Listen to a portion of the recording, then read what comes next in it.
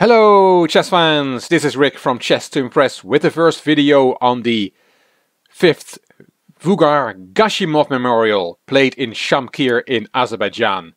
In honor of Grandmaster Vugar Gashimov, you see him here on the picture, who passed away very tragically in early 2014 at the young age of 27 because of a brain tumor. This is the 5th tournament in his honor. And the participants of 2018 are world champion Magnus Carlsen, the local hero Topalov-Mamedyarov, Sergei Karyakin, we all know him, he was Carlsen's challenger for the world title in 2016, Ding Liren, Chinese #1 player, Anish Giri, the #1 player from the Netherlands, Veselin Topalov, previous FIDE world champion, Temur Rajabov is also from Azerbaijan, David Navara is the star from the Czech Republic, Radoslav Wojtasek from Poland and Rauf Mamedov also from Azerbaijan. A single round robin, so 9 games for each player. In the first round all 5 games were drawn. In the second round all 5 games were drawn.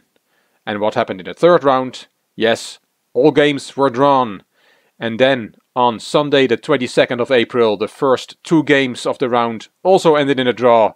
But then, after 17 draws, there was a breakthrough in the game between Veselin Topalov with white and Topalov-Mamedyarov with black. Let's have a look at that game.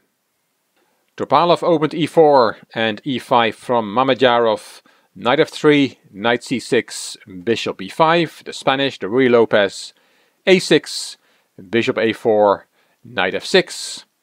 Topalov castled, and here the main move is bishop e7, but Mamedyarov goes for the open Spanish with knight takes e4. Not seen as much at the top level as other variations. d4, the main move, then b5, kicking the bishop back, bishop b3, and here black should not be greedy, not take a second pawn on d4. Then white gets a good game. Let's look at a few moves. Rook e1. This knight is pinned and attacked, so d5 is the move, and then knight c3 is the main move. Looks surprising, but you cannot take. Well, you can take, but then white gets a very good position after bishop takes d5, and this one is hanging, and it's pinned, and this one is hanging, and white has a very good position. Anyway, we won't go deeper into that. After bishop b3, Mamedyarov did not take on d4, he played the correct move, d5.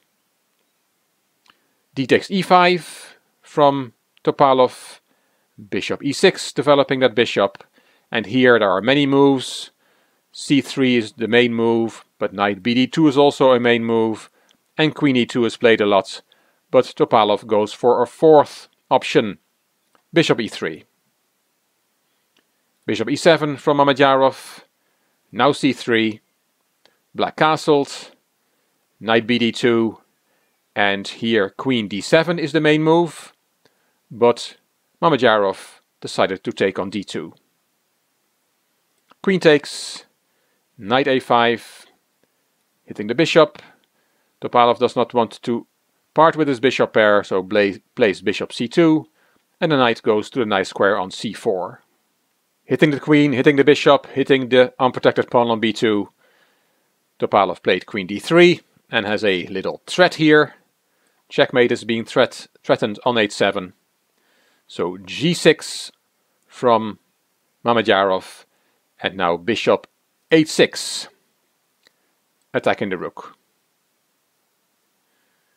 Rook e8 is a move here, but Mamedyarov decided to take the pawn on b2. He's now hitting the queen again, so white does not have time to take on f8. Queen e2, and now rook e8. After the game, in the press conference, both players looked at the move c5, which was an interesting alternative according to Topalov, but Mamedyarov preferred the move from the game, and he said this is giving black no problems. After c5, the alternative, they looked at bishop takes f8, queen takes f8, and then bishop takes g6. Looks like a very spectacular move. But of course now we are attacking the knight, a discovered attack on the knight. So if black takes the bishop, on g6, white will take the knight on b2. The players did not analyze this further, but according to the engine, it's good for white, so Mamedyarov's move, rook e8, was the correct choice. Rook e8 was the right move. Knight d4 from Topalov.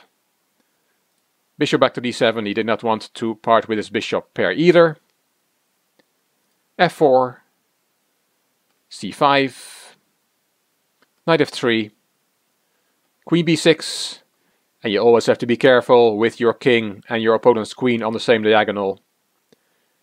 Queen f2 to close that diagonal from Topalov, and d4, dynamic play from black. The bishop on h6 is not doing that much there anymore, so Topalov plays it to g5. And d takes c3, picking up a second pawn and protecting the knight. But white has compensation, he is going to attack on the king side. Queen h4 was played by Topalov, and that is not a good move. And both players recognize that, probably during the game already, because after the game, in the press conference, which happened straight after the game, they looked at the alternative of bishop takes e7. And then rook takes e7 is what they looked at, and then f5. I just give the variation that they looked at. Bishop takes f5, bishop takes, g takes, knight h4, and they looked at king h8 here. The engine wants to play knight d3, which was not seen by the players in the analysis, but this is apparently very, very good for black.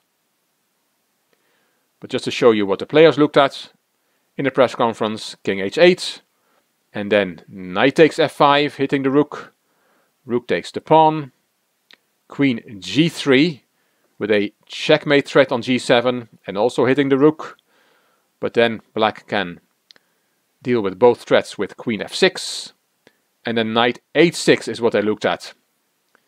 Attacking the queen, and if the queen takes on h6, then white will take on e5. The position is about equal. So all this after d takes c3 and then bishop takes e7. But as said, Topalov played queen h4 instead. c4 with a discovered check from the queen to the king. King stepped aside, and bishop f8, protecting the dark squares around the black king. f5, Topalov went forward. He needs, of course, to prove that he has compensation for the deficit of 2 pawns. Knight d3, that knight was not doing anything on b2. He brings the knight back into the game. And here a very nice move from Topalov. e6. One of the things this move does is cut the queen off from the defense. It is dangerous for black. You have to be careful. You cannot just take that pawn, because then there is f takes g6 and white has a winning attack. To show you one example, the threat here is queen h7 checkmate. So if you take that pawn on g6, then there is bishop f6, bishop g7, and then knight g5. And this leads to a forced checkmate for white. So after e6 you have to be careful. And Mamedyarov was careful. He sacrificed a piece, which is the best move in this position. The only move to keep an advantage for black. Bishop takes e6. Topalov took the piece, and rook takes e6. And if we count material now, then we see that black has 4 pawns for the light squared bishop. Here Topalov said that his original idea was knight d4, but he settled on rook a d1 instead. Rook a e8, bringing that last piece into the game, and Topalov decides to win a pawn back. Bishop takes d3, taking that strong knight off the board, c takes, and rook takes. Now black has 3 pawns for the knight. Here Mamedyarov played rook e4, but in a press conference both players were looking for a while at b4 instead to start running with the pawns, the extra pawns on the queen side. They looked at this variation, bishop d8, nice move, hitting the queen. Queen went to b5 in that variation, hitting this rook. Knight g5 was played, threatening checkmate. h6 had to be played, and then knight takes e6 is what I looked at. And then queen takes d3 is the move. Queen f6. And you have to be very careful now.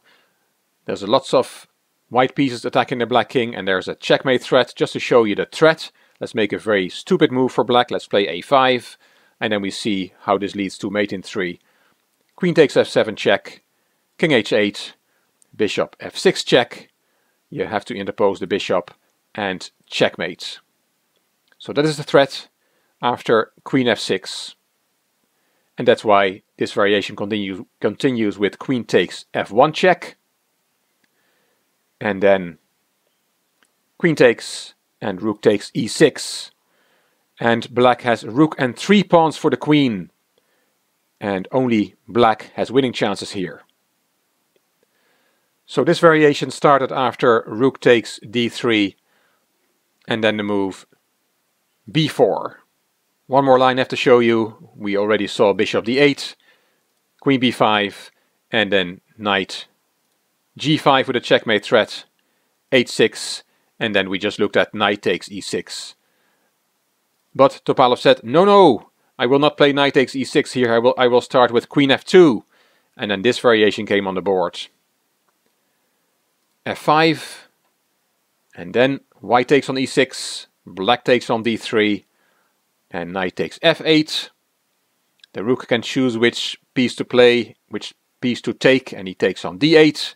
According to this variation, knight takes g6, c2, and now there's a threat of queen takes f1, as commentator Lyubomir Lyuboyevich explained. So rook g1 is the move, and then queen d1. Yes, this is a crazy variation. And then queen c5, which is the only move. White now covers the c1 square this way. Crazy variation, and as always I'm in awe to see how quickly these grandmasters can calculate these very complex variations, straight after having played a game.